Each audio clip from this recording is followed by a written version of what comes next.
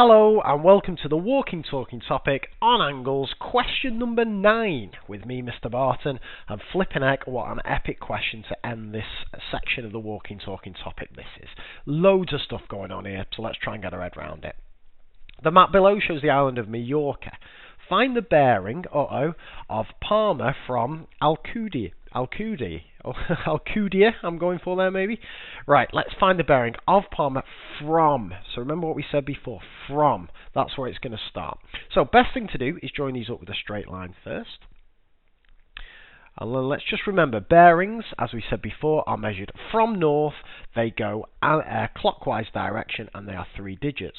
So if I've got to get to Palma, I've got to start here and I've got to go round here. So I need to know the size of this angle there. Well, that's going to be quite tricky to get. So I'm going to get my protractor. And in fact, I'm going to measure the size of this side of it, because I think that's going to be easier to do. So I'm going to put my dot at the centre. I'm going to get my 0 travelling up my north line.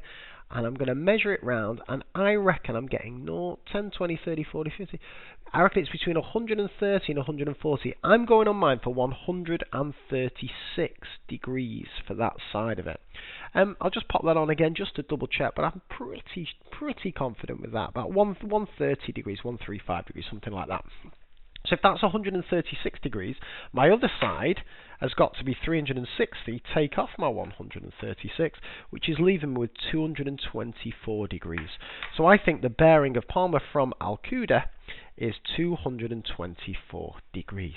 Flipping out, tricky start. What's going on next? Arta is another place. Arta is on a bearing of 73 degrees from Palma and 130 from Alcudia. Indicate where it is. Right, so let's get this bit. Bearing of 73 from Palma. Let's get that measured. So I'm going to put my dot on there again, line it up, and I'm going to measure 73 degrees. I'm going to need my outside this time. So 0, 10, 20, 30, 40, 50, 60, 70, 1, 2, 3 degrees there. And probably the easiest thing to do is just draw yourself a straight line from Palma to that dot, and every point on that straight line is 73 degrees away. And then we need 130 from Alcudia. So again, I'm going to put my dot on there, and I've got to count round until I'm at exactly 130 degrees. 0, 10, 20, 30, 40, 50, 60, 70, 80, 90, 130 degrees. There he is there. I put a dot on there, join them up, and where they meet has got to be, what's he called? Arta. There he is. Now, the distance between Alcudia and Palma is 54 kilometres. Get the scale. God, they're working us hard here. So let's measure this.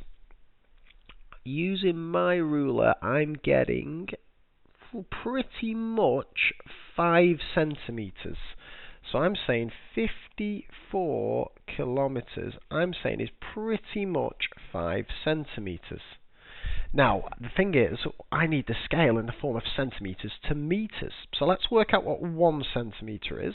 So I think if I do 54, and if I divide it by 5, I think I'm going to get that. So let's get 54, and let's divide it by 5, and I'm getting 10.8 kilometres. So 1 centimetre is equal to 10.8 kilometres. But I want it in metres.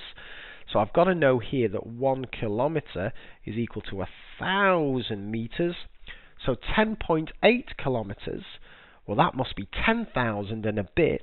So 10,000, and if my maths is right here, 800 metres. So I reckon 1 centimetre is about 10,800 metres. Using that scale. Flipping out, and that's not even the end of the question, because now we get this bit, a little 4 marker. A new runway site is being planned for a different island. A diagram of the plan of the runway site is shown below. Find the sizes of angles X, Y and Z. Okay, so we've got our parallel lines going there, those 3 going diagonal, because we know they've got the parallel line notation. And let's see if we can figure out what's going on here. Well, the first thing I'm looking at is I'm going to do them in alphabetical order, because that tends to be the way to do these. And I'm seeing this 72, and I'm thinking, well, if he's 72, I can see myself a little bit of a Z shape here. Hopefully you can see that. And if that's 72, I reckon that's 72 degrees as well. Z shape, alternate angles are equal.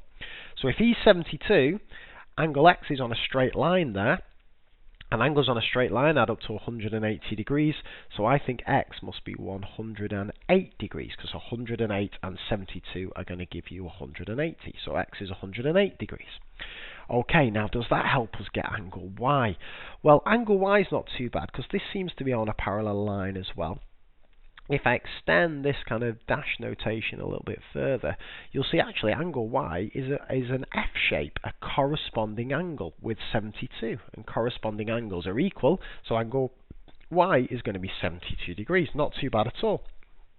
All of which leaves us with angle Z.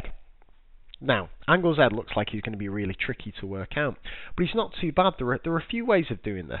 A way I like is to spot this big triangle going around the outside. Big triangle. Angle Z's one angle in it.